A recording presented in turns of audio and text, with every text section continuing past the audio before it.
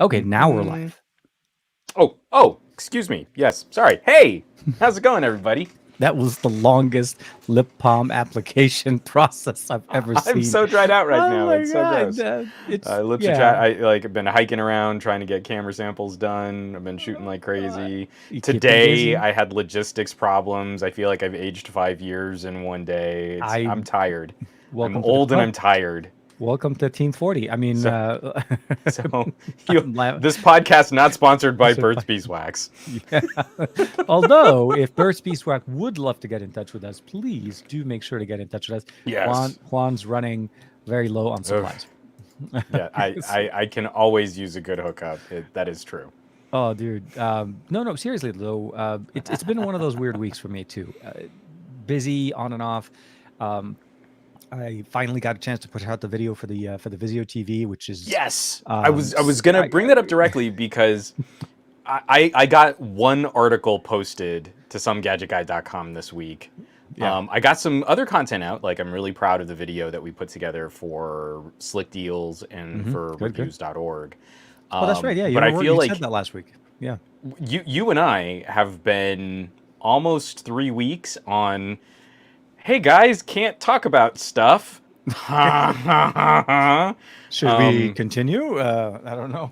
you know, so there are some things that I feel are the best of our week this week that we are still unable to share with our um, audiences about how and we've been enjoying these things. And I just like again, it's another week of us promising soon. soon. We can't say when, but eventually we will have a backlog of really fun best of things. But I still want to spend some time with my buddy, and I really want to spend some time with some great folks in the chat right Yeah. now. No, Plenty of absolutely. stuff we can geek out about. But there's going to be some ha ha winking around a few things that you know they are what they are. They are what they are, and with that being said, I do want to say, obviously, welcome back to the show. It is the best of our week, episode 68. Did I name this one correctly? Is it 60? Yeah, I don't 68. know. Is it? Well, it is there. Thursday. On May. Damn! For the love of God, May 5th. May 5th. It's Cinco de Yeah. Mayo Oh, it is first, Cinco de Mayo. and Yeah. it's also Revenge of the Fifth. If you were a Revenge of the Fifth. practitioner Mayor of. of May the Fourth be with you, you We've always been have Revenge of the Fifth the day after. yesterday and today we've been binging Star Wars. So yeah, Disney Plus has been running, and as soon as we were done with Moon Knight, of course, to watch the ending. If you guys are watching, For sure. I will not No spoil spoilers. any. Yeah, no spoilers on that one.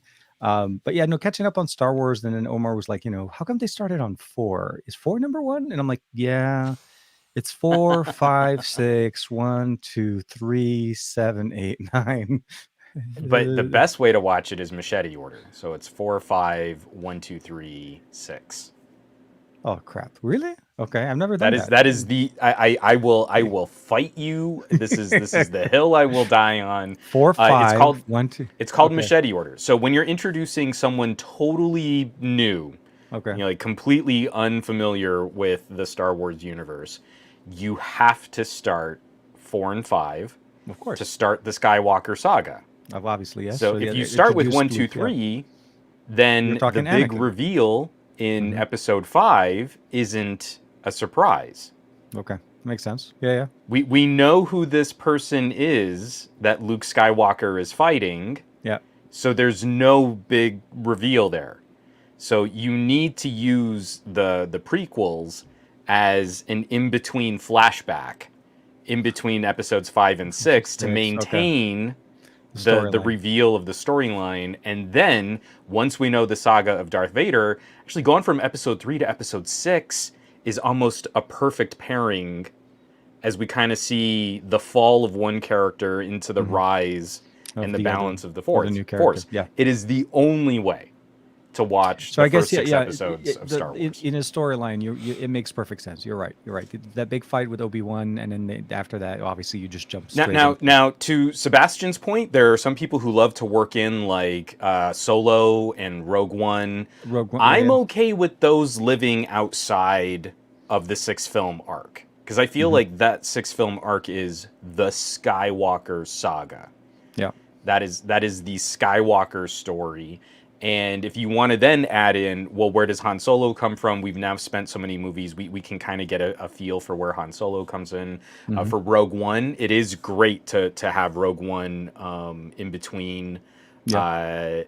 sort of, you, I guess you could start it, but I see. I like it looking back on where they get all this information after you've already Seeing the experienced actual what the core experience that story part, is. yeah, exactly, and then get that filler kind of like, oh, okay, this is where that piece fits in. Hmm. What are your thoughts on the fact that obviously, Disney just dropped, Obi-Wan trailer, which also fits into the little bit of a backdrop on the conversations around, Luke, and Yeah. how is Obi-Wan kind of keeping an eye on So him a little bit.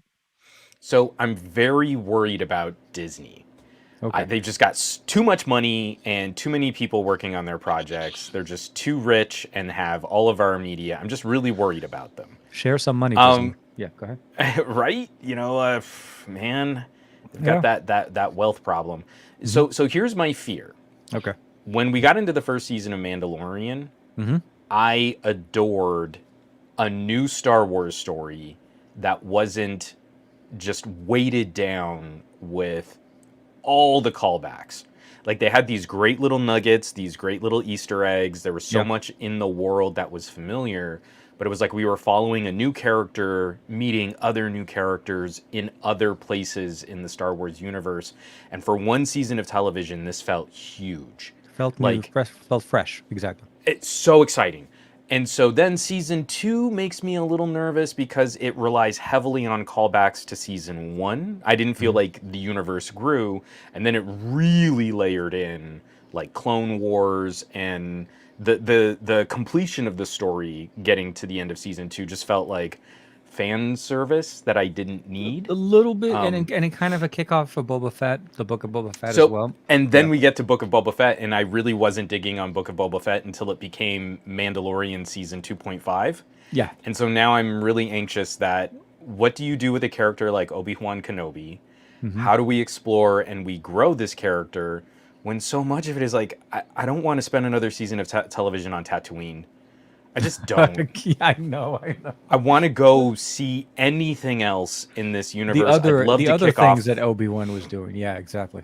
or but to some of the expanded stuff, like if we're gonna start working in Clone Wars stuff, let's really do that live action. Hmm. Those little nuggets in Mando season two were really fun, Yeah. and I'd really love to see a live action Thrawn, Admiral Thrawn Hmm. storyline. Those are some of my favorite era of Star Wars Star books. Trek episode. Yeah. Um, Speaking of because Star Trek, there is a new season, but yeah, yeah, they're but bringing because back Jean-Luc. Yeah, but yeah. it's so funny, like in terms of television right now, I'm not the biggest Star Wars fan. I'm way more positive on Star Wars television than I am Star Trek television right now. I feel like the adventure spaghetti western spirit of Star Hmm. Wars is being kind of rekindled in these Hmm. television shows. The fun political soapboxing and hope of Star Trek is just getting ground under the heel of television showrunners that really don't understand Star Trek, and it's all surface action, and I really don't enjoy what they're doing with Star Trek right now. I But that's a much longer story. So Yeah. Obi-Wan Kenobi, Yes. I am very excited. Same. I'm also very anxious. Oh, as I you hope should be. this Yeah. doesn't No. feel no, I just hope this doesn't feel like a constricting of the Star Wars universe again. I hope we can find something to explore and to make this feel like grand fantasy Yeah. again. And Hmm. that would be nice. Yeah. Obi. I like this one. Obi-Wan Kenobi. It's Swan after dark, my friend. Always. Speaking of which, I mean, no, I mean, because you definitely want to make sure that the conversation's being done the right way, right?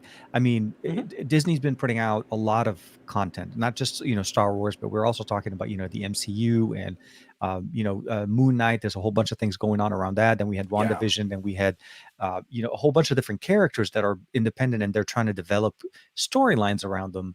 And of course, this week, Doctor Strange and the Multiverse comes Hmm. out. So if you're big fans, I want to go see it, but I'm kind of wanting to wait a little bit. I want to wait maybe a week till the crowds kind of die down a little bit. But that was just just me in there. And but it looks really nice. It's exciting. There's good films, Yeah. good content on TV, and obviously, Disney's doing a decent job. And I think if I wait long enough, also Disney will probably have it on Premier Access or whatever they call it, for like Yeah. $20, and it would Like, be actually I'd cheaper than spend going. it. I would spend Yeah, it if, as long as like I said, for totally. me, I'm still not 100% comfortable going into a room with Yeah. shoulder to shoulder packed. We did it for, and I can't remember the name of the movie. I took my son and his friend a couple of weeks ago, maybe 3 weeks ago, and the movie was empty.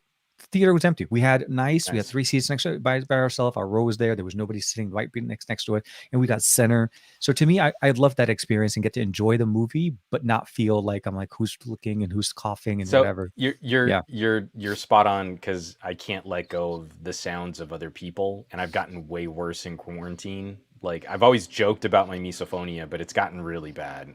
Like yeah. crunching and chewing with mouth open. We did a school talent show, and they had us all nicely spread out at my daughter's Uh, elementary school, yeah, and yeah. it's all the little kids like crinkling up chip bags in the Yep. auditorium, The and snacks. like I was just like my skeleton was trying to crawl out of my body. So Oh, it's also the I need to slowly. I don't know that I can hang for a whole movie. I think I need to slowly reacclimate myself into society. you gotta try it slowly and gotta do it. Like I'm with you on the whole. Was it last night actually? We went to a music my son's going from junior high school to from Hmm. elementary to junior high, School and concert. so there was a school concert going on, and the end of the night with the Star Wars theme, of course, May the Fourth be with you. So that was like epic at the end. But as we were sitting there, totally with you on this. People behind me, they're talking, they're crinkling, they're doing a whole bunch of different things. They're kids, right? So I don't know what, like it's like a weird.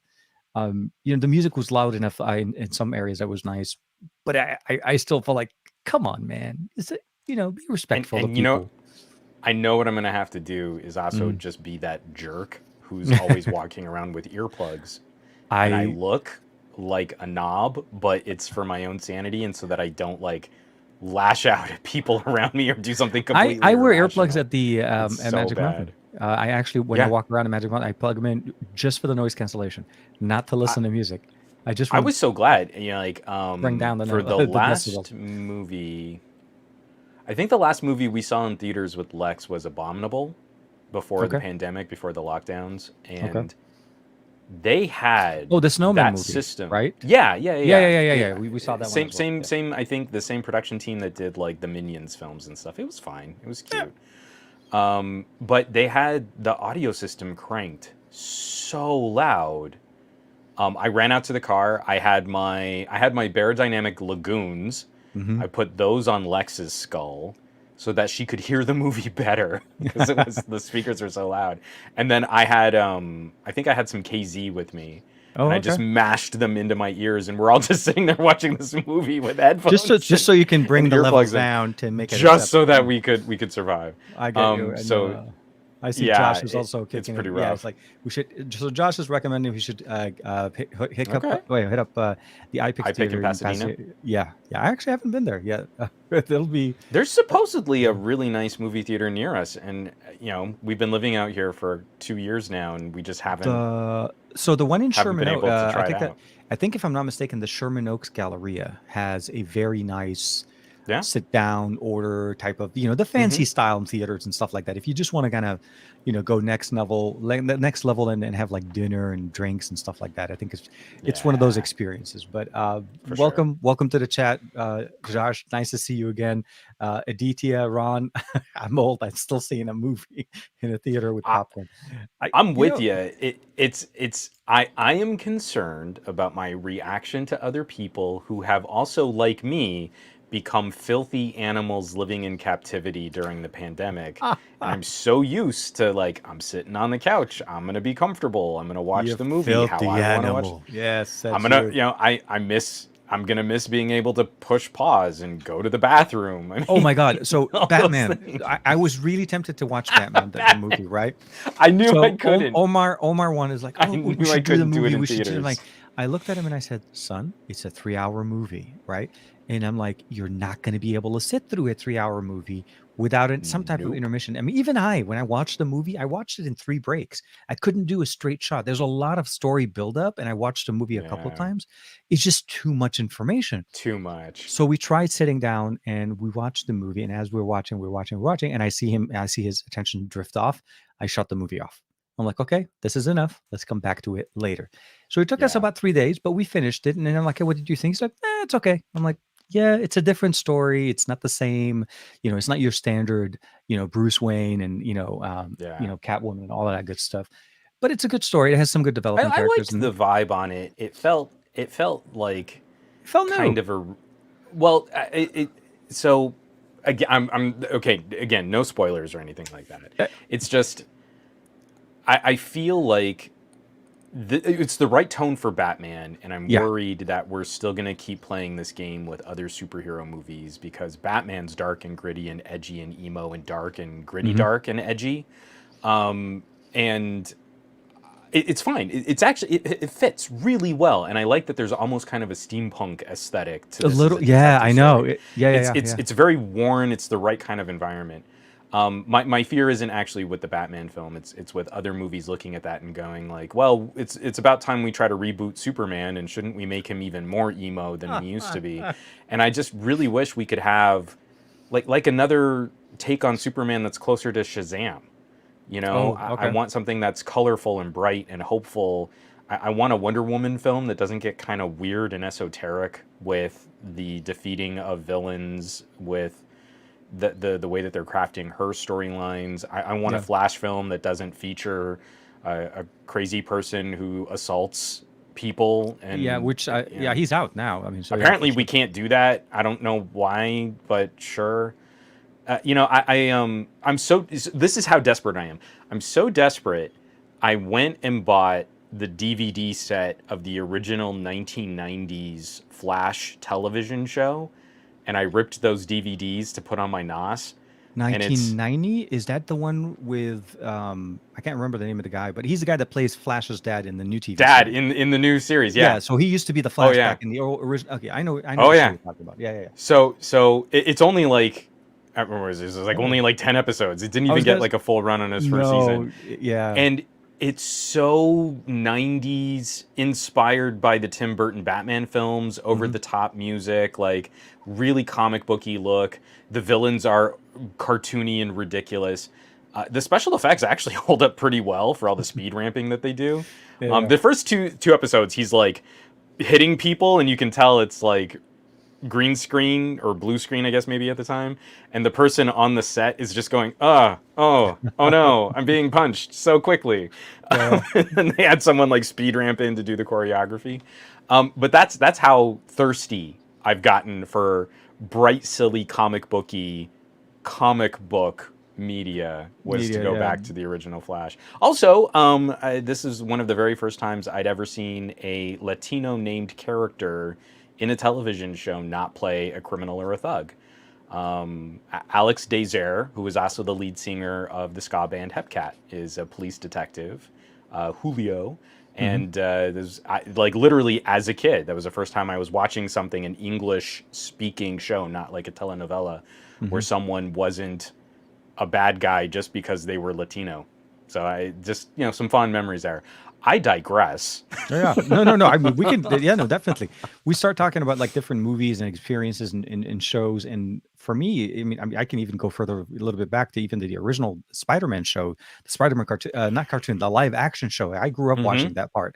And over the weekend, we saw this nice little clip on. We're going back to Disney now because Disney and stuff.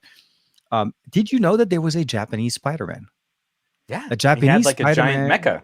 Yeah, no, no, but it's a totally Yeah, different universe of a Spider-Man. love it. Totally, and he had this whole mechanism thing on his arm, and he controlled. He had a car, he had a robot, no, like the whole Power Ranger meets Spider-Man meets the whole kind of Hmm. like, oh my god, how did this thing exist and not It actually. was almost kind of an Ultraman vibe, Yeah, wasn't it? Yeah. absolutely. It was the genesis of some of the shows that we see now. That's how they kind of started them with the whole robot and jumping in, Power Rangers, Ultraman and some of the other shows that are very popular in Japanese culture, and obviously translated back into the US. But it was fun to see how Stan Lee's approach and how they were hands off so much with the team in Japan.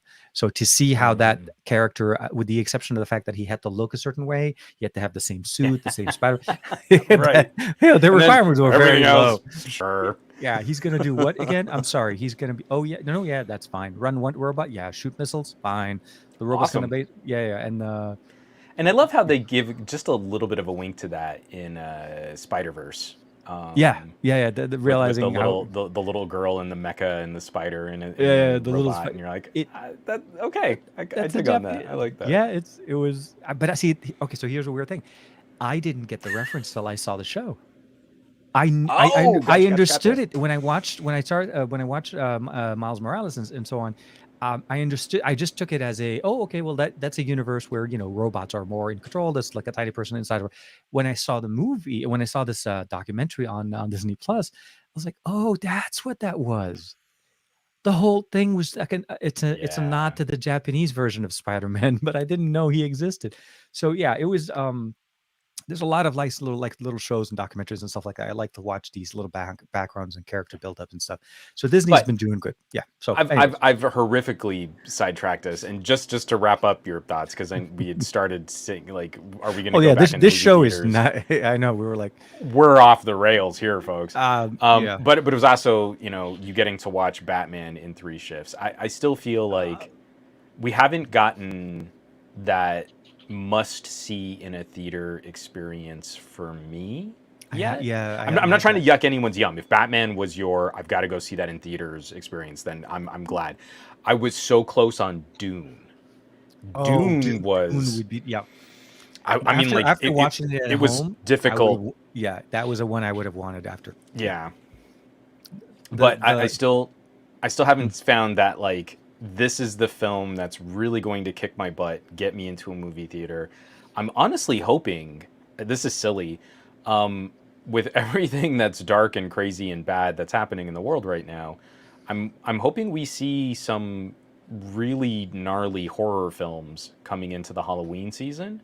And that might actually motivate me to go and have like a communal freak out experience with a bunch of strangers in a dark room eating some popcorn and like gasping at the screen, and I'm not going to be as upset if there's that lady who's like down the row yelling at the person on the screen, don't go in there.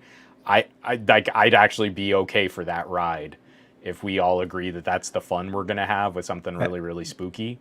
That might motivate me to get out of the house. Okay. Well, I'll be on the lookout for some contenders if nothing kind of pops up on your radar. I'm looking, man. I mean, again, it's really difficult to get a vibe on like, hey, what's actually going to make it to a screen around Halloween.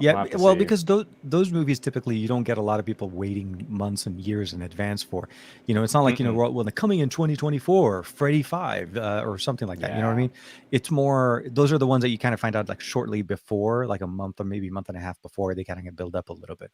But yeah. So back to the show. I was gonna. Oh, sorry. Go ahead. Right. I'll let you finish. Welcome back. That was what I was going to do. I was going to transition us back into talking about some tech. And back to the best of our week, episode 68. Best of our week, where we talk about geeky, nerdy tech things, and occasionally derail our show to talk about movies and whatnot. Cinco de Mayo, and neither one of us is holding a margarita. I don't know what's wrong with us. The closest I could get was a lime-flavored sparkling water from Costco. As close as I can get to you is a Never Settle water bottle by not sponsored by OnePlus that I got from. I think I got this in the UK 4 years or 5 years ago. I would imagine you got it from OnePlus. That's where you probably got it. I would have to say yeah. It's a good hypothesis. Uno Plus, Un Plus. Actually, I never wondered. Do they actually call them Un Plus in France, or they just call them OnePlus? Probably OnePlus. I think the name of the company. Yeah, I could bet you it's Englishified. Josh is like on my second hard seltzer turn. Yeah, Josh is hitting the best stuff. That's what we're saying. But okay, so kind of like taking it slightly back, bringing it back to reality. The stream is not sponsored by Costco. How I do you wish we know? were rolling in that How Costco cash. wouldn't? That'd be Oh sweet. my God, wouldn't that be funny? Like if we do get that sponsorship and the stream is at Costco and like as you're talking and you're like, okay, TK, I need you to find me How the bag. cool would that?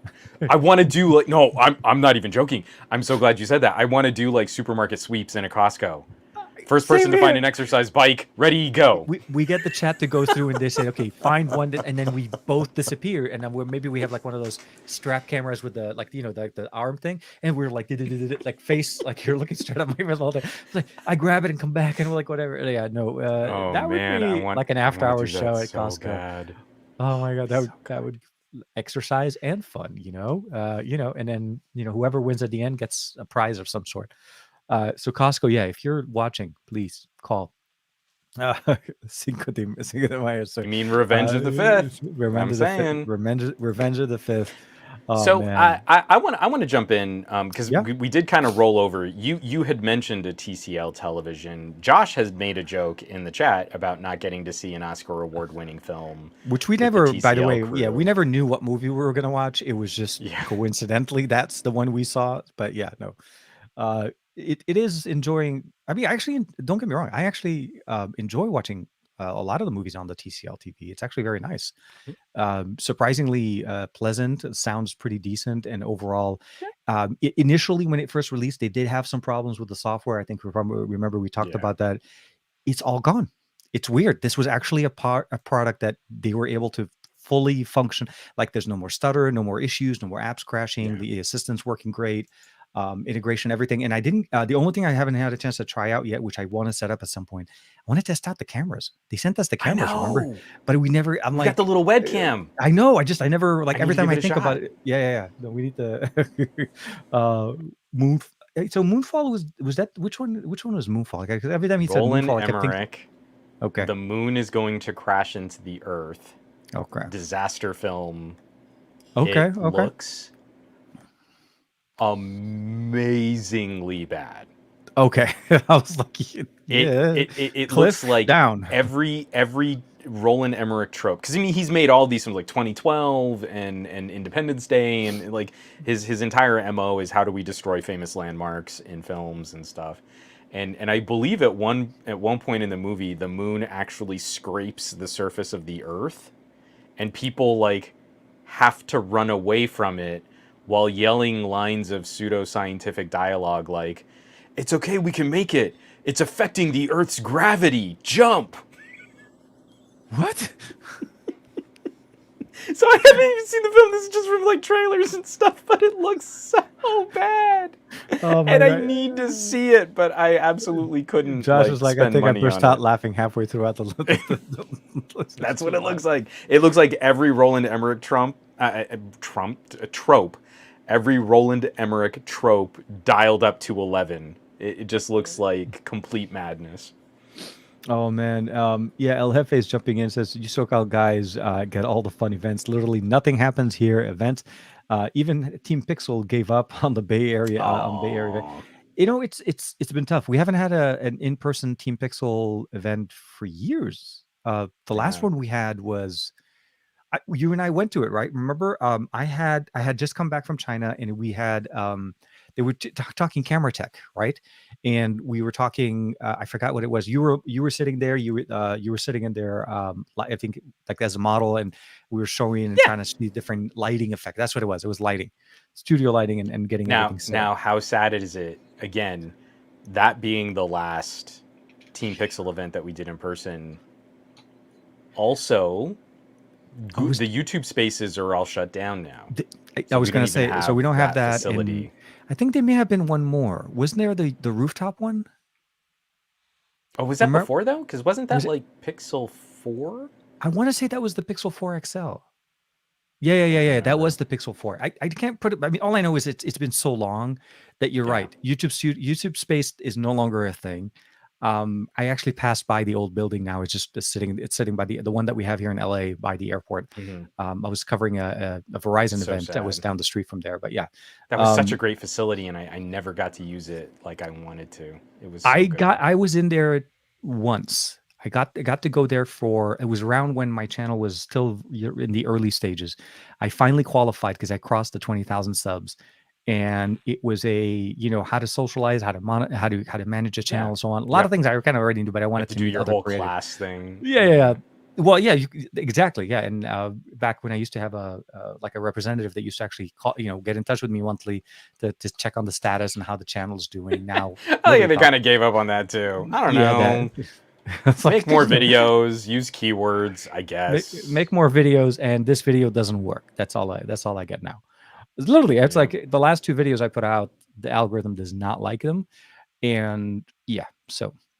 But yeah, It's now I finally put fine. the It TV is out, what it is. the Vizio TV, that video that Hmm. you may see some parts of Christmas in that in that video because Oh, really? it That has sounds very interesting. That's a very I interesting aesthetic choice for your I videos to I like harken unboxed that. back to the holiday season. I got to bring it back. You kind of do that whole, you know, callback, right? Call to action, bring back the messages. So how do I get that warm and fuzzy feeling about this TV to bring some Sure. Christmas into it?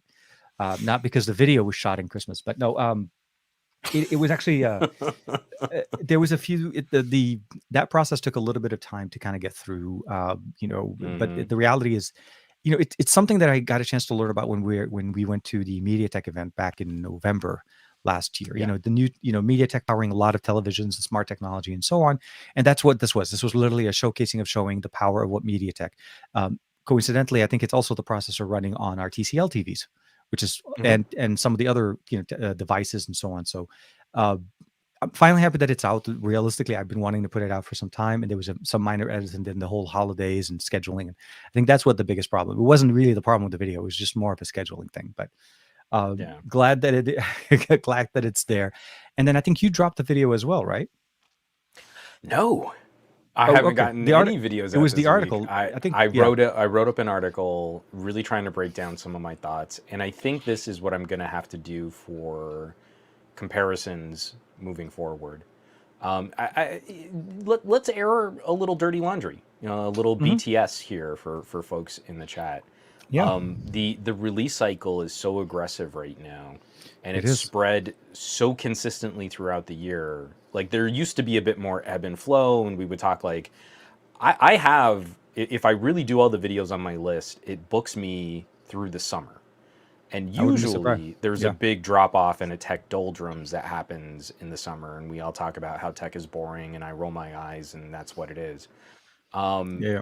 It has left almost no time to do some of those longer term look backs and conversations that I love to do. I mean, for the last couple of weeks, I've been complaining like I haven't gotten out my look back at the Duo 2. I mean, this is a product that's wonderfully improved. I Yeah. haven't been able to really talk about Pixel 6 Pro, which keeps sort of getting my SIM card back in it. You know, it's fighting the V60 for which phone I would really use as a sort of an in-between review daily driver. Yeah. And so Yeah. I wrote up a OnePlus 10 Pro versus OnePlus 9 Pro. Not so much to do like my 1 year upgrade. Literally in this moment right now, if you were shopping a new OnePlus phone and you like what OnePlus phones have to offer, that to me is the closest competition. If you're considering a OnePlus 10 Pro and you really like what's on a OnePlus, you're not going to scratch that itch with a Sony, with a Samsung, with a Hmm. Vivo, with a Motorola. I mean, the next closest competitor is literally the year older phone Old that you can get version. for $100 less. And Oh, so, double the storage and and double the storage and and more 50% more RAM. RAM Yeah, yeah, yeah. No, no, and the better ultra wide camera sensor. I was. So I really struggle with that. I wrote out a script like I was gonna shoot it, Mhm. and really said, you know, like I don't have room in the schedule to make this a video, and YouTube is destroying all of my usually sort of longer term sort of follow up reviews. Mhm. I'm just gonna publish what I wrote as the script, and so it's written a little casually. You know, I kind of write how I talk when I write a video script. But it was actually kind of freeing just going back to text. Like if you want to break down everything that I'm saying and you want to sort of take your own time with it, sort Yep. of agree or disagree with some of my assessments on which phone has the better design or which phone has better battery life or better performance, better radio management. I really feel like this is the only way I can get this stuff out there anymore because it's just taking too long. It's taking too long to make everything a video. And Well, so and now you're a I'm one-person production team, the same as I most of us. You know what I know. mean? Like there's only so many hours in a day, and with and I feel like also you kind of get in mind, even though you didn't release any videos this week on your own, there's still Yeah. reviews.org, and there's still Slick Deals. So it's not like you're not doing anything. It's Well, and obviously. I completely spaced to mention it. Like in the backdrop of all of this, I finally got my Note 22 camera review out on the Patreon. Yeah. So I did get 3 videos out this week, just none of them on my on my channel. No, yeah. So if you want to see me talk about the best Star Wars swag that you can buy for a diehard Star Wars fan, that's on Slick Deals. Hmm. If you want to see me sort of follow up, password management, I think that's the video that I just sent over to reviews.org. And Hmm. then I put out a 25-minute long video talking about the camera performance on the Note 22. And I mean, like, this is all now. This is all like the priority. I'm not choosing to do this as directly as I am, Hmm. but YouTube hasn't been that hospitable, and I like the conversations that I'm having on my Patreon. That's it. And I like being able to direct people to a platform that I have a little more control over on my personal website. So I think this has to be the shakeup. I want to try and do something like a simpler main overview video, maybe focusing on what makes a new phone unique. Yeah. And then when I really want to talk about it and I really want to dig into it, I liked writing. I kind of enjoyed that process of putting it together. It was a little less stressful. There was a little less pressure. I didn't have to do nearly as much for editing thumbnails and doing all that back end YouTube stuff that takes way longer than it should. It is actually quite a bit longer than you Yeah, think it takes more time. Yeah, just to code and you get everything finish the set up. video and you're like, oh, I still have a whole day of work just to get this ready to publish. Yeah, yeah. No, I'm with you, and I think um it's been slowly kind of getting to me with the way the algorithm is just like I don't know. It's like I said, I'm starting to focus more on other platforms, and I'm trying to figure out what other options I'm able to express myself without having to be fed into this. If the algorithm doesn't like what you're doing, suddenly that just doesn't push the video. Like my mom subscribes to my channel and she gets notified of my videos 3 to 4 days later. Although once she gets the notification, she immediately answers that. So I would assume the algorithm thinks like, what she should be a part of wave one, not wave 67 or whatever. But there's no input into it. I mean, I even saw your Yeah. average consumer was talking about the same thing Hmm. on Twitter. He has no idea when his video is going to tank, and yeah, like you don't. It has a good Yeah. wave. It starts, and at some point, there's that magic. Oh, it's not interesting anymore. We're just going to stop sending it. Hmm. So yeah, no, I'll have a I'm Yeah, editing as we and speak. I know this pain. Yeah. I maybe am also flirting with some audio gear too, and I'm sure you're probably using the thing that I'm being I'm really cagey and winky about. But yeah, saying too many earbuds releasing all at the same time. And as soon as this one drops, I have to start the clock again for 2 more launches this week. And I've talked about this also before too. I wrote up sort of a production diary on the Patreon, just like I really wish I could be more consistent. Mhm. But if I wait too long to put out content on earbuds, then whatever kind of trending topic interest there is in that product, like YouTube just eviscerates my channel. Yeah. So when we got like what Jeff is talking about with these like stacked releases, and they all seem to kind of hover near the same time, I end up giving myself ear infections if I go from Too different many. materials to different ear tips to different nozzles to different sizes to like if I hit my skull with too many different options too quickly, it puts me out of commission for like 2 weeks, and Yeah. I can't use IEMs for until my ears heal. Mhm. So again, it's like I have to also plan out like if I do a headphone review, I might need to take just a week off listening to headphones in general.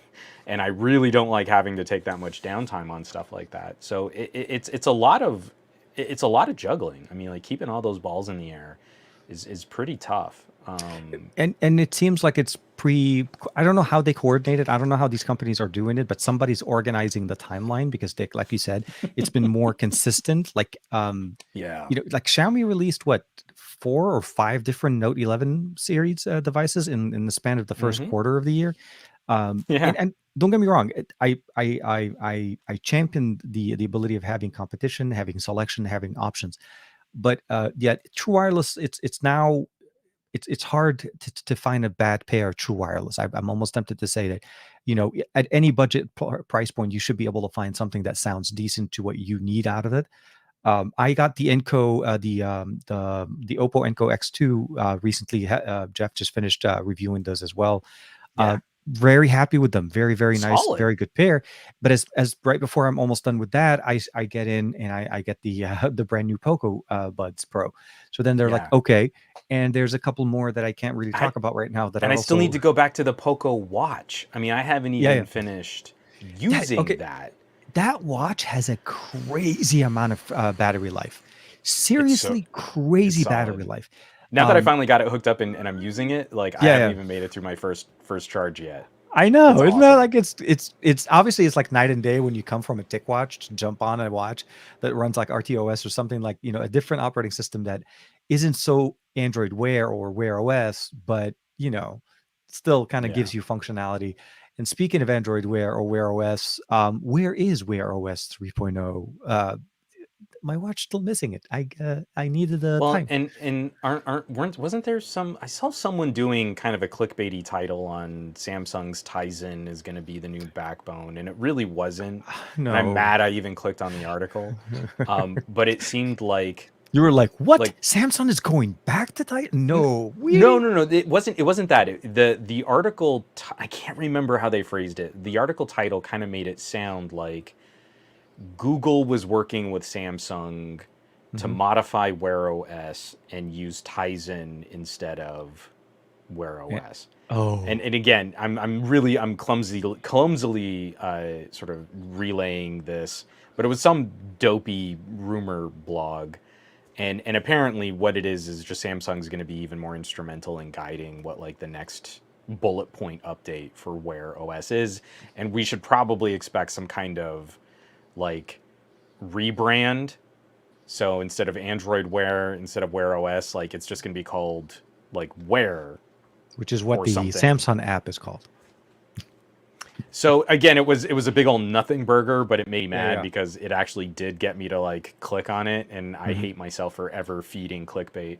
But that if we want to kind of transition, I know that has been a pretty hot topic as we look at some of the news that might Coming be. out of Google I/O next week. I mean, that's also like one of the biggest. It's finally back in somewhat of a in-person slash virtual. They're doing the half season this year.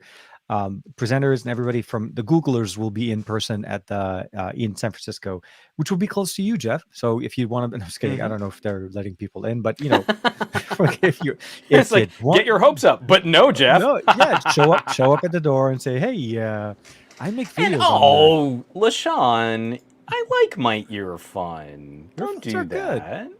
Earfun are fine.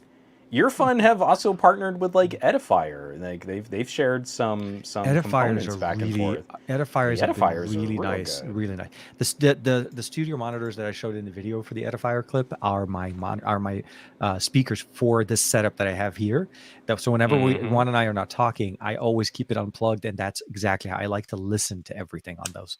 Very nice pair They're of good. speakers, monitors, and studio monitors, and then of course the buds. Um, where Seinfeld's where? Where is where? But um, I still have these are my SVs. Like earphones are good. There's nothing wrong with some earphones. well, you've had more work with the earphones than I have. I think for me, earphones have been every once in a while I'll get one of the pairs. I think they don't really kind of reach out as much, but I feel like you have had a good experience over the gamut of the different true wireless buds there. Mm-hmm. I mean, this is the thing though. I mean, I haven't found a pair of buds that have come across my desk that I can say, well, this is trash or this is just unacceptable. It doesn't make sense. There are different price points, different features, and different experiences that you're Yeah. going to go. If you're going to a $30 pair or a $50 pair, don't expect the same experience as the Yeah, for 130 to sure. 200 bucks. Yeah. I think I was probably because I agree with you. I think I was probably most critical of the Mobvoi, the tick Oh, buds, the the most thick buds. recent Yeah, I ones. think it was like 99, right? Wasn't it like a or 100? So so the thing that like I still have to give them excuse me, the thing that I still had to give them a lot of credit for was that they were moving features around based on a price point, Yeah. and they got a lot of flack because the ANC is pretty weak. So Hmm. the noise canceling isn't it's barely noticeable unless you're listening, or unless in your environment there's like a constantly droning sound, and it's really good at cutting like a low level, low mids kind of drone or rumble, and not by a lot, but it will reduce that. But in exchange for that, I thought they had a really novel tech solution for things like voice actions and voice controls. And so Hmm. I think that's still fair to say, like, hey, if you want to play with something like that, Hey, Chico. what you're doing is you're balancing one feature for another, and I Yeah. think that's fine. But I think you're right. Even getting into like, what are these? My little sound peats, Hmm. which I like when they went on sale. These were like $20 true wireless buds. They're not bad. I'm not going to reach for them as like what Juan's really going to enjoy listening to music on, but Yeah. for all the phones out there that don't have headphone jacks anymore, if you just need an inexpensive way to take calls and you're not going to be gutted if you break, drop, or lose these things, then I think that's a perfectly reasonable price performance. It's the difficulty. I mean, like, and other someone else was saying in the chat too.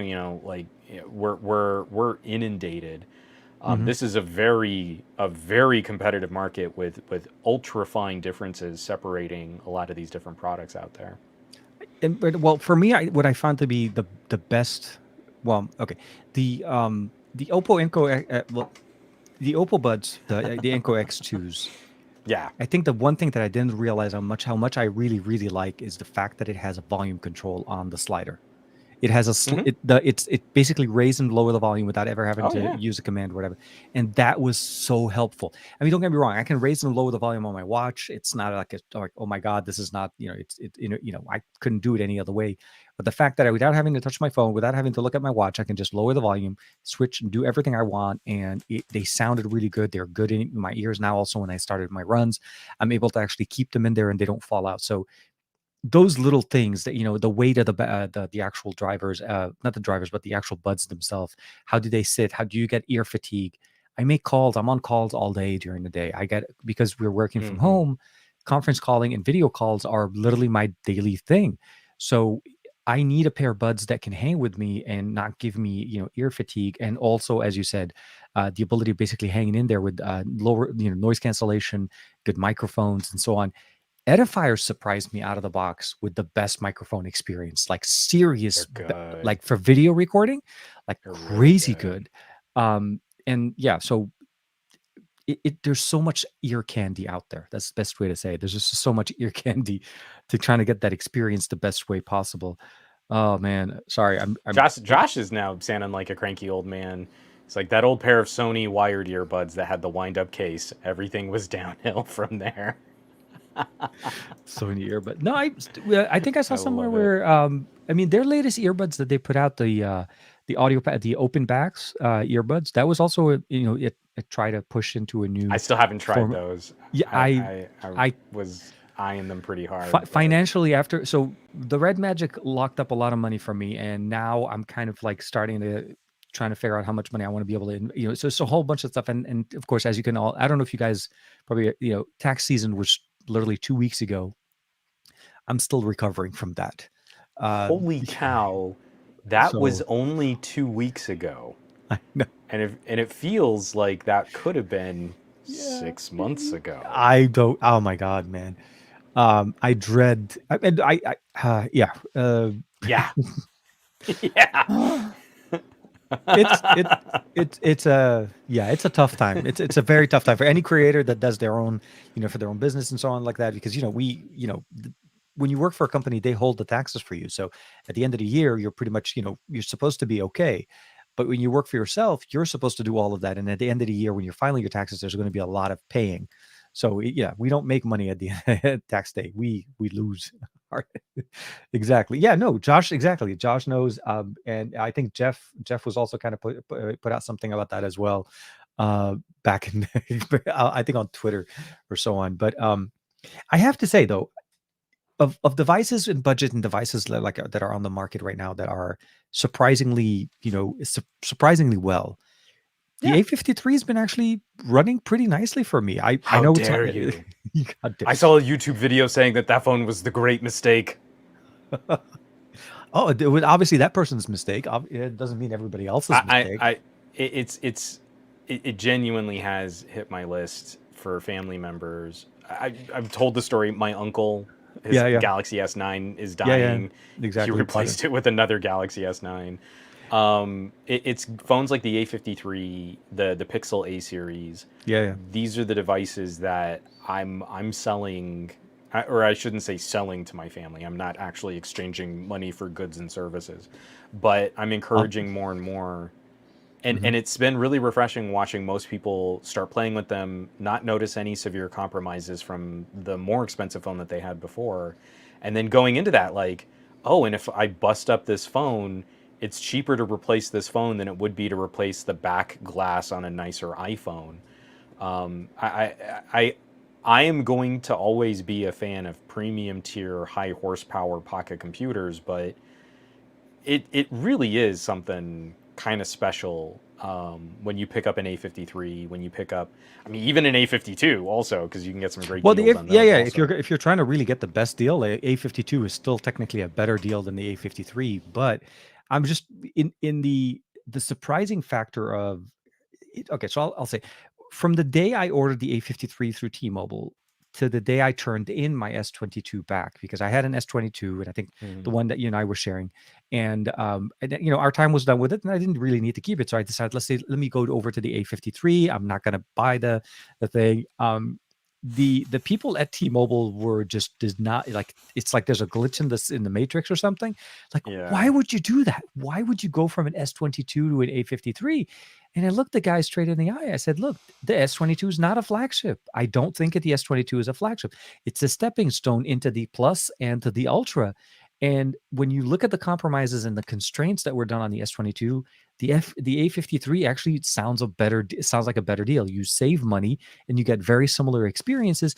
Not exact. Hmm. Obviously, there are certain things that don't translate, but from a Yeah. general usage from functionality, having 4K on an A series on both the front and the back sensors to me is a big thing, right? Yeah. It's not 4K 60, but it's 4K 30. So little things like that, when you're using it and you're living with it and you kind of understand the appreciation there. Also like the fact that it's a larger display. It charges at the same speed as the S22, which is surprising. Has a bigger battery than the It's not S22. surprising. You know what I mean? Samsung's super fast charging is so bogus. So super fast. It's so fast.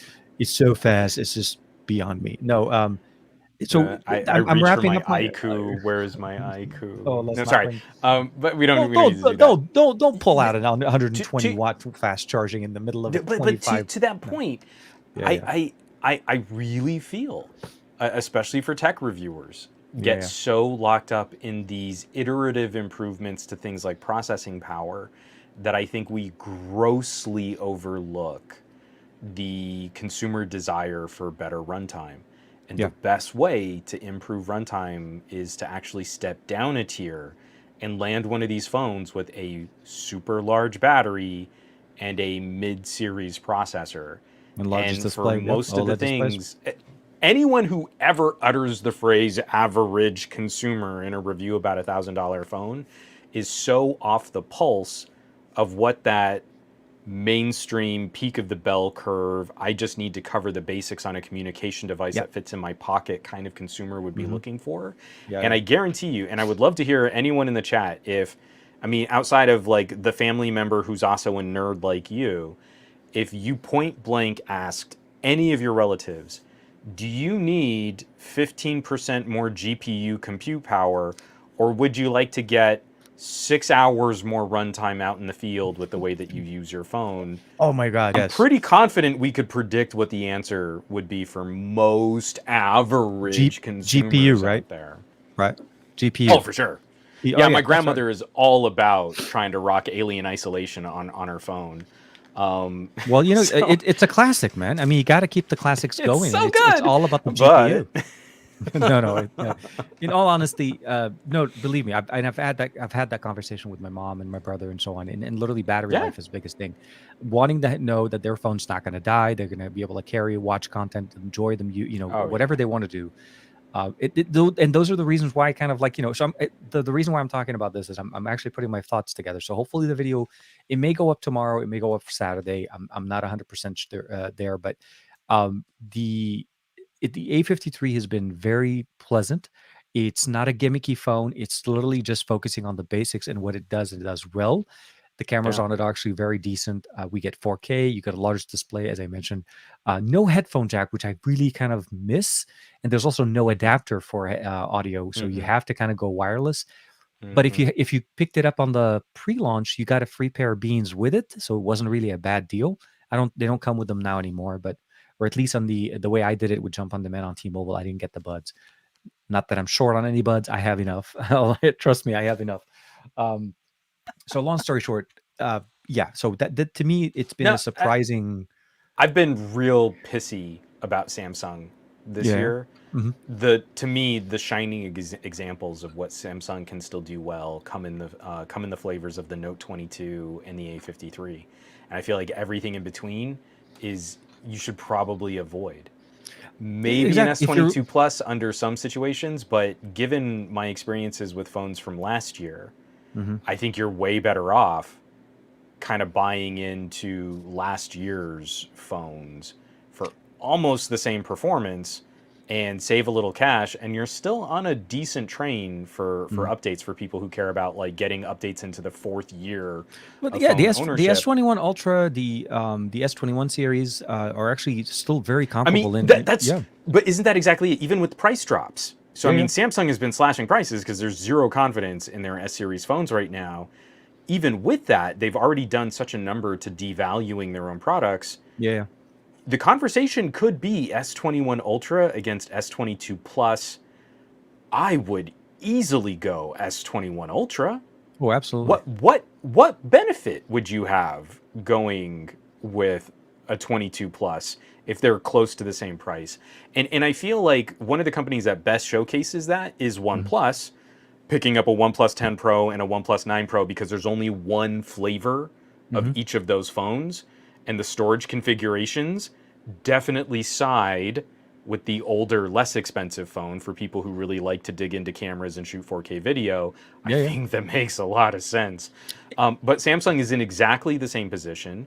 Mhm. If you're going to spend more than $400 on a phone, I see no benefit to going 22 or 22 plus when last year's phones are the same and cheaper. Oh, and I think that's the biggest thing that I think a lot of there's going to be a pickup on that in this general tech space when people, and I'll say this not just from the consumer side, but even companies. Apple started this a few years back. They don't discontinue the year before's model; they discount it. Yeah, So because they know they still have stock, right? Because they're not selling all of them, right? They're still for sure. are boxes and boxes of and are sitting in factory in their storage. But I think that's the right approach to do it. And give the Hmm. opportunity for people to buy the new phones if they want to buy the new phones, but also provide the options to be able to buy something. I think the when you put the OnePlus 9 Pro versus the 10 Pro, for me, it's such a design aesthetics. And I say that purely because of the structure and Hmm. the way the devices look different. But when you take those looks out and you put them in a case and you're really just going looking about it realistically, they're very close. And it is literally the better solution. Um, I like the stickers on the 9 Pro for me because it still gives you the options of getting more storage. It's not the RAM. I feel like OnePlus is able to rock 8 gigs of RAM solid. No Yeah, questions. The I, phone runs perfect. I use my phones pretty hard. 8 gigabytes of RAM isn't causing me any pain. So I And switched my case, by the way. I'm more on oh, nice. yeah. So I went with the I like Spigen that. case just to kind of get the color, get it, enjoy a little bit. Because I was rocking the same case you had, the one that we got with the phone, but I wanted to play. Yeah, because that's a beautiful color, man. It's Usually nice. we get the like the midnight black and stuff like that. I feel like those are great colors, but it's And not. I mean, like, and I know from photos and things like that, Mhm. they've been kind of knocking OnePlus for this design language, but they're definitely. I'm not as cranky about the OnePlus 10 Pro as I was when they announced it. Now, having used it, it's a brilliantly smooth, fluid, fast, Mhm. powerful phone with some great camera features. Yeah, yeah, absolutely. I like the new design because it's more practical. I Mhm. understand why some people don't like the look of it, but I really don't like the domino glued to the back of your phone look that Yeah, yeah. was sort of popular with the OnePlus 9 and the Samsungs of last year. But the fact that it's ceramic, that is actually a nice perk from all of the phones that we've seen that they've busted the glass Yeah, yeah. around their camera sensors. I mean, that takes us all the way back to like the LG V20. Oh, So wow. it's, remember the V20 had that plastic strip Yeah, no, no, on exactly. the camera bar on the back, because and if you peeled that off, it was very easy to crack that camera glass. So I mean, when you look at things like that, there's definitely been some attention paid to what they're trying to produce, but the OnePlus 10 Pro absolutely feels like a phone built for 2022 under the reality of what all these components cost 2 years into a global pandemic with component shortages and distribution issues. Yep, It yep. feels like the best phone OnePlus could make without making a $1,500 phone, which would have just been a little bit better than the $1,000 phone was last year. And so you move those parts and pieces around, you change out some camera sensors, you play with storage configurations, and you come up with the best balance of compromises. But the reality for consumers is you get all that from last year's phones, and they're going to sell at a substantial discount. So I don't think the OnePlus 10 Pro is bad by any stretch. I think it's Mhm. a great phone. It just has to do combat against an amazing OnePlus 9 Pro and a still totally serviceable, like still phenomenally high performance OnePlus 8 Pro. Which now that the OnePlus 8 Pro is on Android 12, Yeah. it's it's really good. I mean, like, My it's mom, my still mom got the a on the fantastic OnePlus phone. 8. She just got Android 12 on OnePlus 8. She's like, "Wait, what happened?" I said, "You're welcome to Android 12." I told her, I was like, Yeah. she's like, "This is a master. Like, what is this?" Because she finally got the shelf. There was a few little hiccups here and there, and I was like, yeah, no, no, absolutely. It's great to see devices get updated and get new features, security updates, and so Sure. on. But it was more about like explaining to my mom, like, yeah, these phones do get updates. Like you actually get the updates on time. It's not exactly at the same time that 12 came out, obviously about a year later almost. Uh, but yeah, so that I think that's the 9 Pro right there. So definitely very happy. Minor issues, realistically, I was surprised. I thought it would Hmm. be more. The Wi-Fi had to be deleted and re-added, but other than that, for the most part, and we Yeah. disabled the shelf. She didn't like the It's shelf. funny. I said, fine, you can So take it. let her know random dude on the internet with flat Yeah, caps also shares her ire over things like the shelf. Because I was in the absolutely. same, but I'm just gonna turn this off. I'm not really feeling this. I liked it more. I mean, I'm not, I take that back. I found it more functional when it was sitting on the left, that I don't accidentally bring it down. Their placement of the shelf where it is on where most of us typically Hmm. swipe down from, which I I don't like didn't it. realize it. It was sitting. Yeah, I felt like it was, and it's on by default. It's like Bixby, And it's the same launching bummer I Bixby have on a with Samsung. Yeah, Xiaomi's split notification shade. I don't which like it. you can. By the way, do you know that you can undo that? Right, you can reverse Oh it yeah, back. It's not. You not just like know. the shelf. Yeah, That's literally the yeah. first thing I do with it. It's just that it's on by I default. Yeah. sprayed spittle for saying, aggressively telling Showers you, have been I spitting. am aware of disabling the Okay, Xiaomi good. notification shade. So I want to, I'm yeah, gonna have to no, clean off this camera lens. It's gross. I don't like it. um I mean, I've come to be accustomed. I'm not accustomed to it. I've gotten used to it to the point where Right. it is something that yeah, when you see it on other devices and you start seeing, like, so I'll be very honest. I wished OnePlus had the same function of swiping between the two. Like Yeah. if I swipe down the wrong menu by mistake, at least I can swipe away as Sure. opposed to having to swipe up and then swipe back down, like adding that extra swipe. Yeah. But let me go from notification to toggles and so on. But um, like, and then the Nord N20 came out, and that's running on Android Mhm. 11. It's going to be coming to Android 12 at some point. So it's just little things like little features and things like that that I feel Yeah. like we need to kind of just appreciate. But I feel like if we looked at the OnePlus 8 Pro on its own in 2022, do you think somebody can that would be a good buy for somebody in 2022 picking up a used one? Obviously, they don't have them new anymore. Would you say go for an 865 8 Pro? I find no issues with the compute power. Hmm. The main question would be, is this person comfortable just subsisting on Google Play services and individual Android component updates for security? Because we're pretty much into that last stretch of support It's getting, on yeah, I the was 8 gonna Pro. say it's maybe another, So yeah, if you read my article, I reran a few of my tests because Android 12 forced over scoped storage, yeah. and so when we're talking, and I'm talking like literally laptop grade computing use. So if you want Hmm. to replace a laptop, you want to go out in the field and like edit raw files from a Sony A7, Yeah, that's the level of compute work I'm talking about. I'm not yeah. Hmm. talking about like, can I open my Twitters a fraction of a microsecond faster? Does it stutters on my Twitters? Rerunning rerunning the OnePlus 9 Pro and the OnePlus 8 Pro through things like video rendering tests, my batch file processing, my batch Hmm. photo processing, and my RAR compression test. The addition of scoped storage hit the OnePlus 9 with between a 20 and 25% performance reduction Yeah. on things like that batch photo process. I remember you talked about that one. Yeah.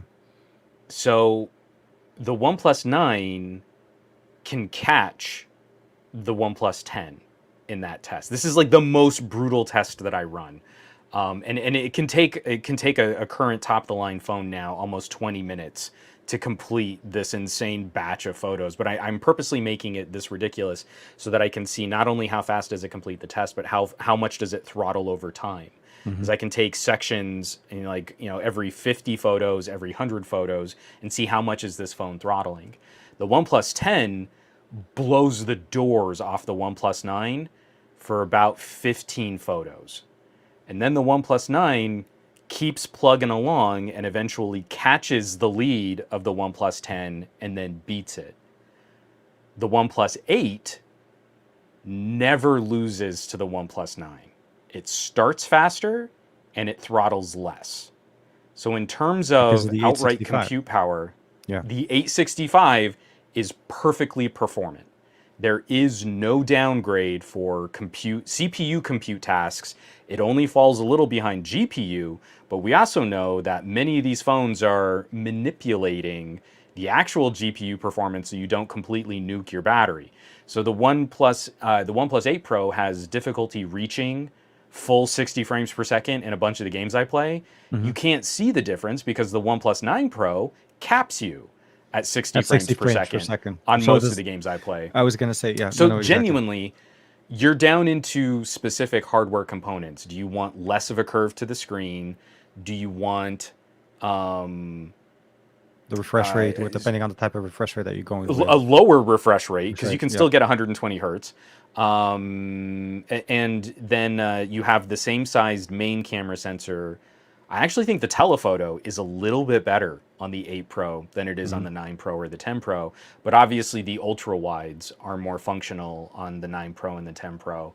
And then, of course, stepping up to a little bit more compute power, OnePlus has done some amazing things with like 4K at 120 frames per second, Yep. On the 8K on the 30 9 and the on 10. the Yep. OnePlus 9. So if you're going to tell me like, hey, I want to play with slow motion in 4K, obviously 8 Pro's off the table. If you don't care about that, or you don't care about 8K 30 or 4K 120, Hmm. genuinely, the 8 Pro might be a better phone. Literally just head to head, feature for feature, performance for performance. You've got to dig. Like, this is a specific feature I want. Hmm. That's a reason to move to a 9 Pro or a 10 Pro. If it's just I want a great camera sensor, a fast fluid screen, higher resolution than anything Samsung sells near this price point, good battery life and fast charging, Hmm. 8 Pro. 8 Pro does it all and does a lot of it better. So that's the reality of kind of where we are right now. We're trading hyper specific improvements in CPU compute power for sort of the overall stability of just daily driver tasks and thermal performance. And I still appreciate, like, there are things on an 8 Gen 1 I flip and love, Hmm. but it's hyper specific kinds of work. And I know exactly where I can push an 8 Gen 1 phone to Hmm. do things that an 865 would struggle with. But are you doing those things? Because if you're not, the 865 is better. It's What just and it's how just more often? consistent. And yeah, it's really understanding what you're looking for out of a smartphone. And uh, this is what kind of frustrated me. I mean, I know we're not specifically talking about that, but I mean, what got me kind of frustrated a little bit with the S22, when I got into the Same, S22, when I wanted to look at it, it was like I same. wanted to use it as a flagship. It's literally the best that we're talking about. It's supposed to represent the best of what Samsung offers. It's the S series, the S22, 20, the two, sorry, the 22, the Plus, and then you have the Ultra. And every time I looked at the S22, I felt that it was a compromise. I never felt like this was it truly represented the experience that Samsung has to offer, because they crippled it so much that it felt like it was a stepping experience. Like you get into it and you feel just enough uncomfortable that you'd want to upgrade, that you'd go Yeah, back and want to change it. agreed. Um, and when you look at OnePlus and how they've gone from the 8 Pro to the 9 Pro to the 10 Pro, although there are definitely some things, as you said, you can point to the improvements in performance, the benefit of having an Gen 1 over an 888 or an 865. Those are things that are specific to what you need to do with your phone. Okay. I can tell you that rendering for me and GPU power is a big part of what my phone needs to do. And I need to be able to, whatever phone I'm using, be it the Oppo, turn on performance mode, or be it on the OnePlus, turning on those functionalities. I like the toggles, and I like the ability of being able to push it so that I can actually get to the next project that I want to do. Yeah. But I know that my mom doesn't. I know that my brother still runs on the 7 Pro, and seriously, he was still like, I tried getting him to get on the 8 Pro or even the 9 I Pro, and he's like, mean, no. it's everything that I've said about the 865. I have almost as much nice to say about the 855. Yeah, It makes me sad that I actually got an update to my Galaxy S10e that's yeah, making it okay. run a little choppier. Oh I yeah, don't well, like the welcome Team newest One Samsung. UI build Yeah, for the no, S10e. uh, And um, again, it also kind of reinforces like how much I loved phones like the V50 and the G8 and that yeah, entire generation of hardware from the 845 to the 865 is kind of our mhm, golden age of power to performance, or I should say performance per watt. provide out, And yeah. I'm hoping we get back to that because you see those little glimmers like the 870 still baller. That is a beautiful SoC. The Dimensity 8100 is a gorgeous Oh my God, I so want to try SoC. that. The It Realme looks just so released good. the Neo 3, and it is running on the 8100, and I haven't been able to get my hands on that. I want to try out. I want to see what what the like the higher end Dimensity chipsets Mhm. can do. 9000 never came stateside. There was nothing that's going to be, and it's short of buying an entire like a $1,500 phone just to try it out. That's the only Yeah, way to get it. I've tried. I've yeah. reached out to everybody and anybody. There's just nobody has it. And Um, and I was hitting up the PR for MediaTek like who can you put me in touch with? And even they were like, well, we make the SoC. I don't know that we can really help you get one. it's a tough story. It's It it's so is, good though. but I'm still excited to see that MediaTek and Dimensity is Yeah. still making rounds, 80, But 8000, I 8100. Oh yeah, yeah, sorry. I don't again this podcast not sponsored by MediaTek and people have listened to Every me time, prattle on about core configurations on die shrinks. yeah, yeah, For Michael Corcoran, was there a tweak on manufacturing after 865? So the 865 went into the 865 Plus, which was in the Note 20 Ultra, yeah, and then got basically a plus plus version, which is what we call the 870. yeah. There was also an 860, which was in the Poco X3, and Yes, that was a plus briefly. version of the 855. So the Yeah, it Poco was. X3 is actually Yeah, kind of a sort of a diamond in the rough phone if you can get one because that 860 SoC is so good. Yeah. It's just a refinement and kind of it's not even it's not even a massive change over the 855, but it's just a subtle little tweak. Great power to performance. Remind me, did the X3 include 5G with the 860, or did they still I not have don't 5G? I don't believe so, Because I think but that, yeah, someone because I will think tell me that I'm wrong. I'm sure. I'm is Qualcomm going to course correct so these phones don't cook so foul on the HN two. So this I this is no. I mean, the we've H mentioned this. This is Yeah, exactly what we need to see. So ARM puts out reference designs, and yeah, so they came out with the new X cores, the the X2. Cortex, the big X1 and X2. Hmm. They've also recently refreshed their 700 and 500 series cores, replacing the 70 and 50 series cores. And so ARM has these reference designs. Then Qualcomm takes those reference designs and they staple a whole bunch of their own components and radios and modems and And their everything own into GPU. one Yeah, SoC. And then they pass it over to Samsung, who then actually builds and fabs the chip. So now what we're going to see is ARM reference designs into Qualcomm layout now going to TSMC for an 8 Gen 1 plus. Plus, Yeah, which makes me mad that we're already complicating this new naming strategy. But once we can get our hands on HN1 Plus, we can see, does this run more efficiently than the Samsung fabricated 8 Gen 1? And if that's true, then one of the major issues might be Qualcomm's overall design getting interpreted by Samsung.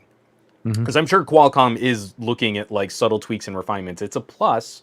It's yeah, yeah, not going to be a direct one-to-one SoC, and I'm sure they're still going to say, "Well, oh, you get like 2% better CPU compute or something like that." So if we don't see a significant difference in performance per watt coming out of TSMC, then we know the issue is with ARM and Qualcomm. If we do see a significant difference, then it could be an issue with the first 8 Gen 1, Qualcomm and Samsung. And that could be yeah, the issue. yeah, And then we also have the data points as we look to what MediaTek is doing with the 9000, which it's that's still a hot, thirsty chip, yeah, yeah. but it does seem to be achieving a better performance per watt than what the 8 Gen 1 is capable of. Hmm. So that to me, I would wholly believe that as we get into 8 Gen 2, it's not going to be night and day. It's not like you just flip a switch and magically everything's solved. But I could believe where the 8 Gen 2 takes us into a bit more of the refining that we saw going from the iPhone 12 to the iPhone 13. We didn't see a radical difference in A series processors. We saw refinement, and Apple stapled on a better battery, and suddenly the iPhone was really good again. Yeah, iPhone 12 was a dog, iPhone 13 is really solid. So that's what I'm really hoping is we get that refinement, we take a year not making these big huge claims of like 15% more CPU and 20% more GPU. We don't need it. We need that level of performance at a power draw that won't cook your fingertips if you try to use it. yep, And that's where we're stuck. So yeah, I really am I'm positive into the next 2 years. But it's not going to be suddenly everything's fixed. It's going to be let's tweak this, let's refine this, and then maybe a die shrink is also going to bring this in. And I really need these companies to hear we don't need more power, we need better efficiency. And if you gave me 870 performance again on a crazy die shrink with much better power management, that would make so many of us so happy. That is huge performance, and then we could also expect like 2 day runtime out of these 5,000 milliamp hour batteries on a die shrink on an 865 style SoC would be amazing. That would be yeah. awesome. No, no, and then I think that's why a lot of people are kind of. I mean, to part of that statement as well. A lot of people are waiting to see what TSMC is a Gen 1 Plus is going to do. I think it's more so Yeah. referencing, see, where could be the issue going on. And I Well, think, because we can take this all the way back. It literally could be issues with ARM's reference design. no, absolutely. Don't get me wrong. But there's also the conversation that goes into companies and OEMs trying to also purposely build devices that meet these requirements. Some companies, when they're going through and they're part spinning and they're going from one device to another and maybe year to year upgrade, we hear a lot of the same claims, right? Graphene, heat pipes, water cooling or vapor chamber and all of that stuff, but we're still hitting temperatures. The one device I have to say to this day that actually purposely built their phone purposely to try to remove some of the localization of heat in one spot was the F4. Yeah. Removing the battery connectors, or removing was where some of the heat generation is done from the top part of the battery, where Hmm. typically it's closer to the GPU, CPU, that little square part of the phone in the Yeah. center, left close to the camera Right. module, where typically all of the the components are sitting.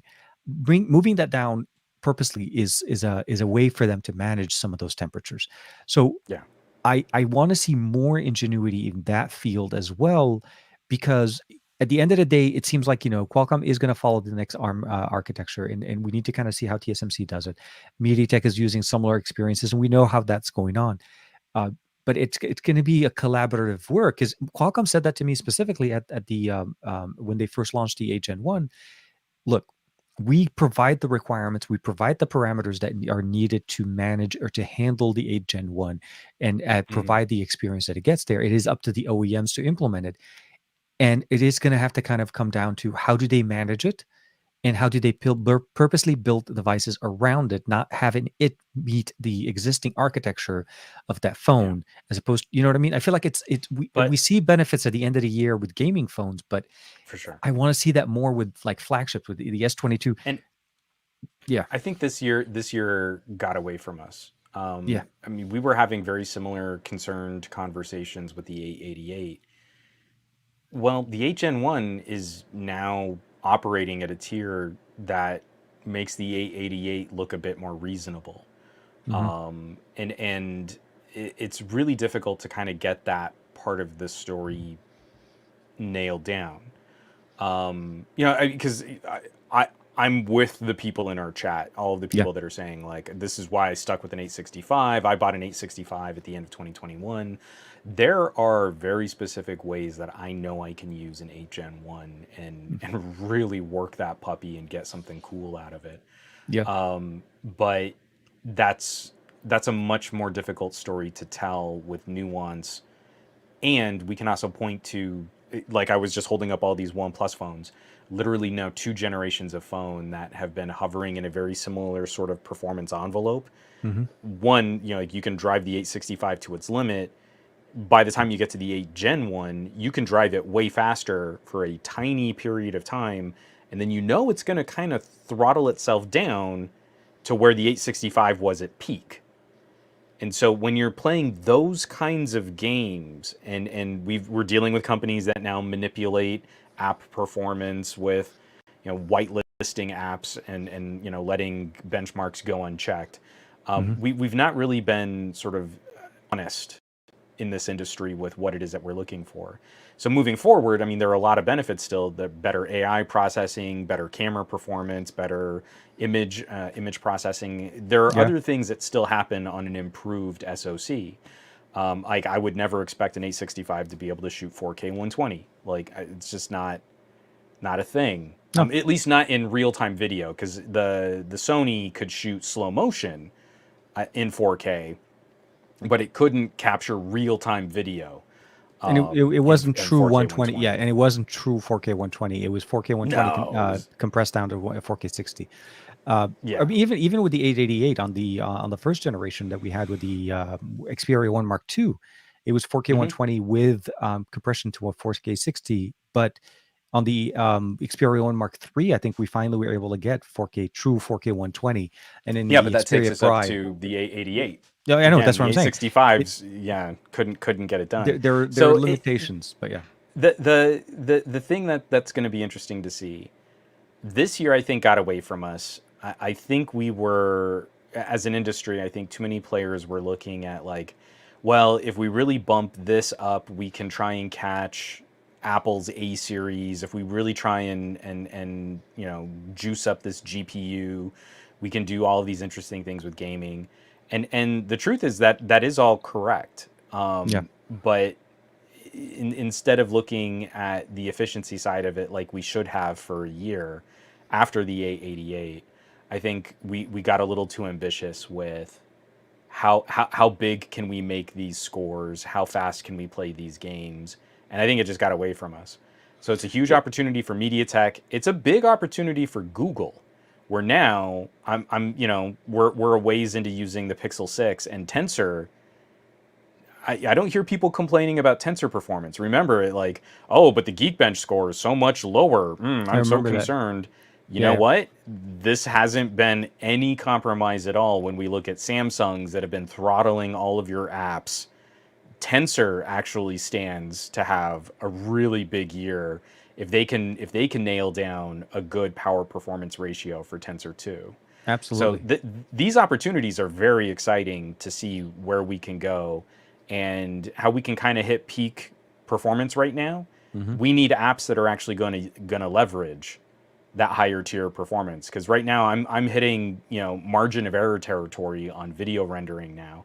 My audio podcast test, Hmm. it gets faster, but it's diminishing returns. Like when you're talking about rendering an hour and a half of audio and your difference in rendering time is like 3 seconds. Hmm. I don't know that anyone's like, I need to spend more on that phone so that my podcast will render 3 seconds faster. Isn't really a thing.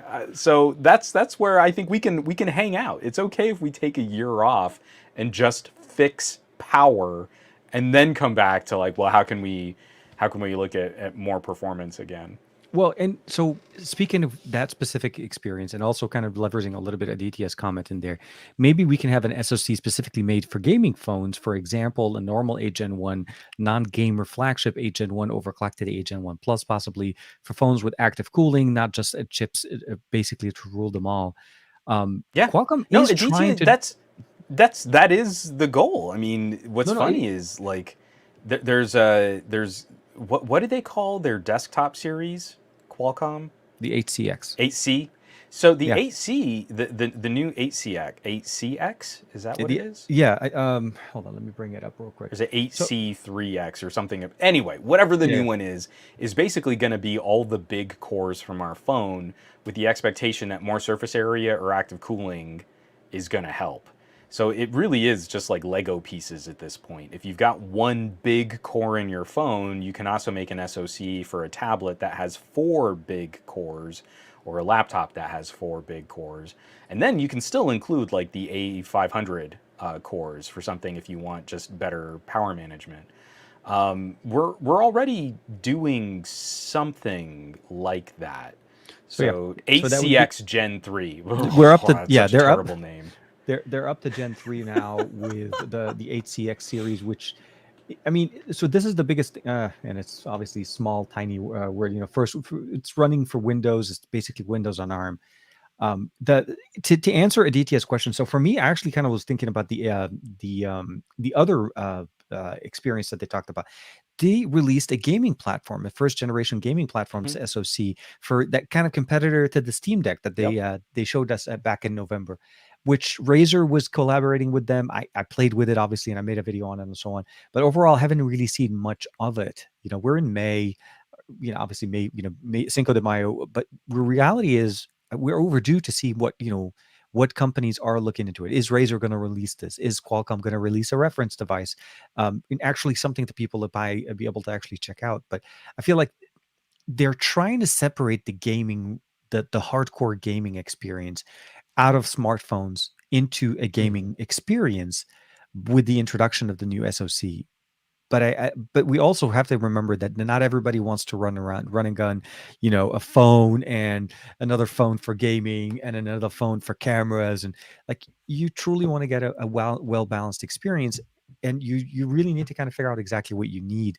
You need to be smart about the selection or the choice that you're making with Mhm. the hardware. I think MediaTek and Qualcomm are they're definitely trying to push the envelope. I think they're limited by the architecture in the existing ecosystem, what's going on, and they're, like you said, we may benefit from an iterative year of fixing things as opposed to having to just push out an SoC for the sake of pushing out an SoC. Very few things out of the 8 Gen 1 that were announced have been implemented. You know what I mean? Like the security feature of the camera on the front-facing camera to be able to allow that so nobody can look Yep. over your shoulder, kind of thing. Didn't see a single place. The ability of recording multi-stream video on a device, still nothing referencing even close to that. We're not seeing benefits of the 8 Gen 1 realistically.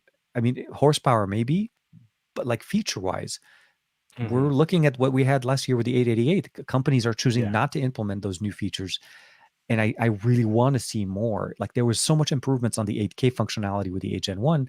Still, most companies are focusing on 8, they're not really pushing it. They're leaving it at 4K, 8K 24. Uh, Or going back to 8K 24. That's the one that yeah, kills that's me. the one that kills me where they had We've 8K actually 30 last played with a year. few. Yeah. Yeah, and they're like, "No, we're gonna bring it back down." I'm like, really, really? But Really? um, e- the end of the year, at the end of the day, I realize, when Juan's saying, we missed it this year. It because the reality is we saw all the main flagships. I mean, the only thing that we're still missing right now is probably like the 7 Gen 1, the 7 series and the 6 series, and the updated version of those devices, those SoCs on hardware is probably going to be very soon, because we've Yeah. gone through all of the main flagships of the 8 Gen 1, right? There's very few devices that are going to be coming out later on, but I think really we need to start seeing what the 7 Gen 1 does and the Hmm. 6 series. Can they recoup and can they provide us a better experience like the 765, which I still think is a true Yeah. workhorse even in 2022. You can rock a 765 and not even feel that you're running a mid-range processor. You feel like you're running a flagship. You know what I mean? Yeah. You So pick up an yeah, LG Wing and you're like 4K 60 and yeah, you're good. You pick up a yeah, Pixel 5 and it gets great battery life. Yeah, it's frustrating because I kind of feel like the 695 should have been kind of catching up to the 730s and 760s, and the yeah, 765 should be catching up to the 855. But because of these artificial divisions in the market, it seems like we've been keeping those mid-ranger parts in a holding pattern too. So yeah. it's time for everything to kind of like we've been building up pressure. It's kind of that little earthquake time where all the plates shift, and then we get those upgrades in the mid-range that we should have gotten over this last year. So I'm hoping that's what comes with 7 gen and 6 gen. Yeah, and But I'm I'm assuming those are the worried. names. By the way, we don't Yeah, have exactly I what models feel are going to like be. it's going to be the Well, same. because the 8 series we know always kind of like is the peak, right? There's really not that many delineation in the 8 series. Typically, it's whatever the number in Yeah. model is sticks. The 7 series is where you start looking at different generational differences. Like the Hmm. 6 series, you have the 695, you have the 480, all of those different variations and Hmm. performance per watt hour kind of thing. The 695 for me, I feel like it's a good performer. It's a good performer from Hmm. what you can expect. We have it on the Nord. The Nord N20 comes up with that. I feel like OnePlus's approach to throttling that SoC was the wrong one. I think that Hmm. function of having throttle functionality should be um, You basically uh, just have car- to go in and turn on performance I mode. that, and that's what I did. Yeah. Seriously, I turned on performance mode and I forgot about it, because once you turn that on, the phone flies. It's like, seriously, Yeah. that's the way the phone should be running. The 695 is not that strong of a processor that you could have been like, well, you just nuke my. Like, no, it's this is the one you don't want to throttle. 8 Gen 1, I get it. 888, I get it. 865, kind of get it. But 695, you need to let that guy fly and just enjoy the content, enjoy the experience there. And that's how I was able to get it to run the way I wanted. It wasn't a benchmark thing. It was really more of a fluidity, and I feel like it throttled more than it needed to. Um, but But I yeah, feel like it's fair to bring that up. This is something that I think is also becoming a flavor of the OnePlus experience right now, because I a kind little of bit. feel Yeah, the OnePlus 10.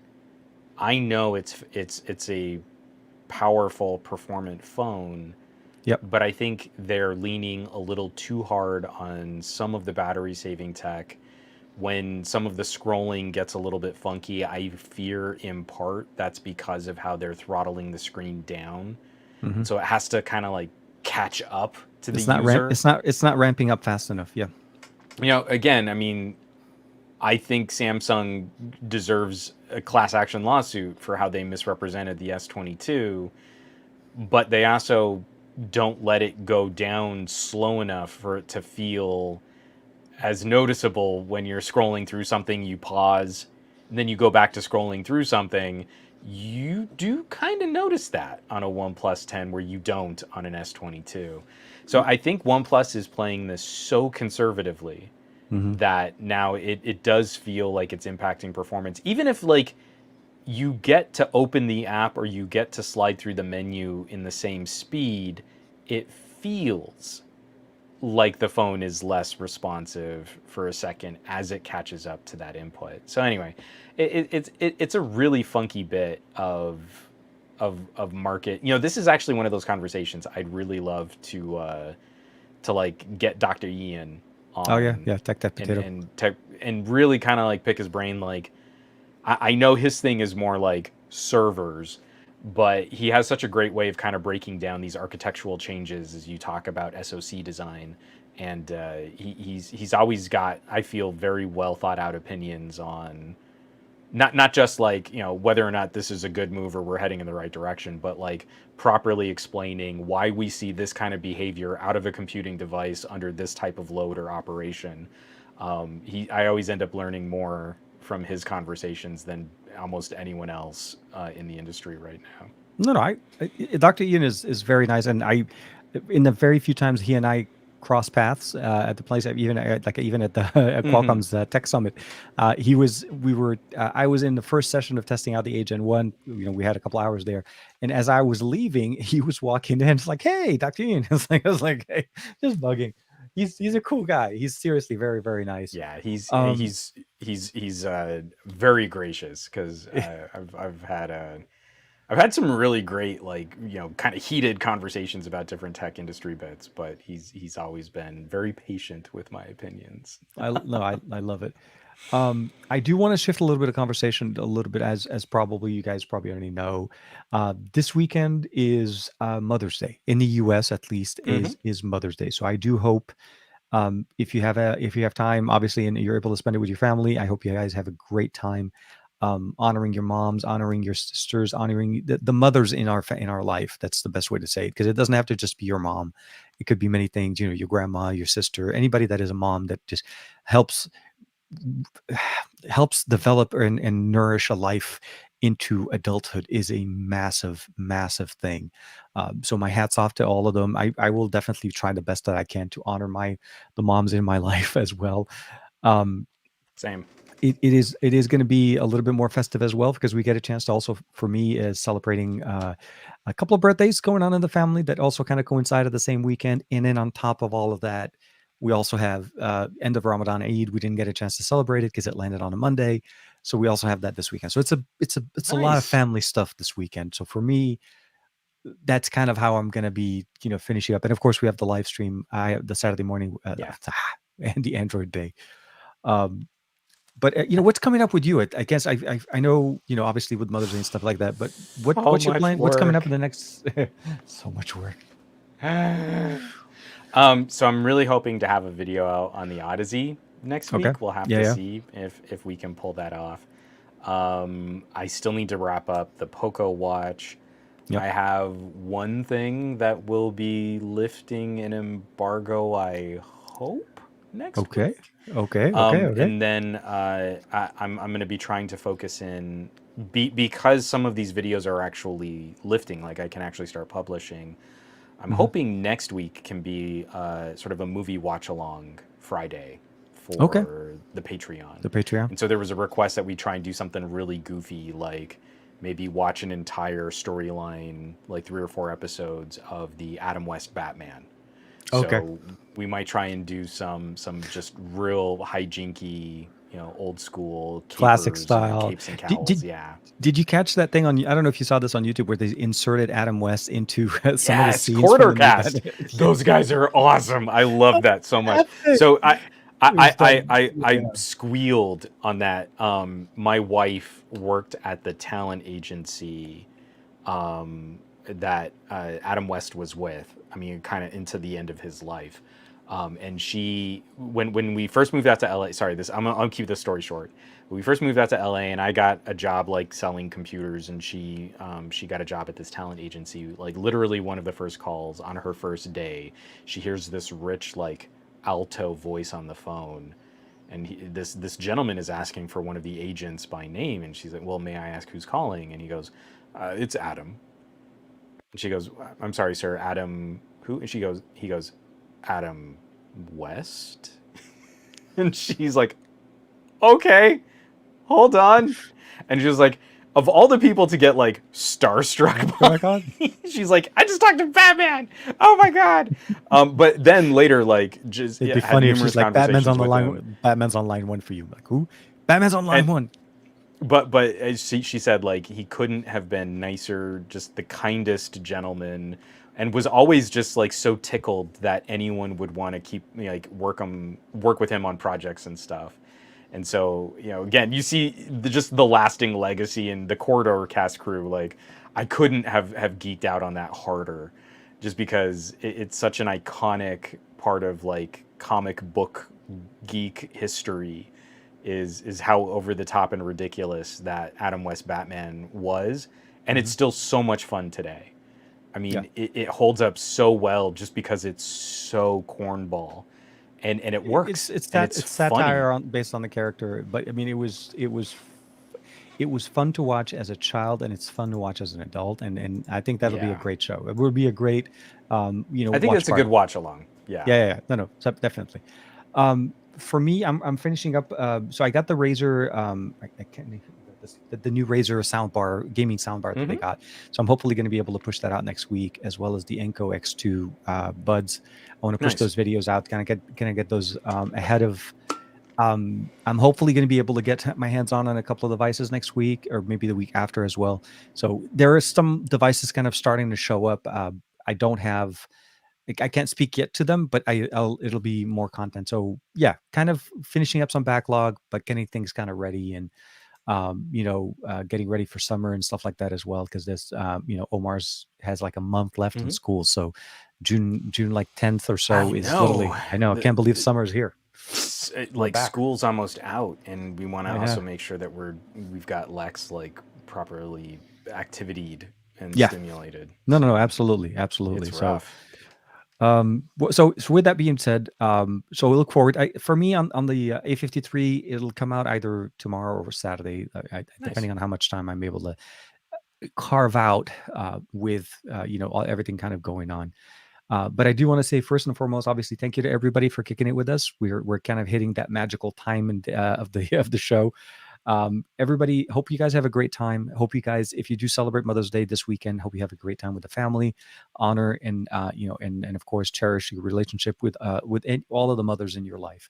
And of course, we'll try to do the same. I will see you guys on Saturday morning with the Android Bay. We are going to announce the winner of the Yeah. Realme 9 Pro. And of course, hopefully Monday we'll be back for the SGGQA with Juan on for kind of recapping the weekend event and of things kind of going on. But be safe, stay safe. We'll see you guys next week for another episode of the Best of Our Week. Take care. Bam.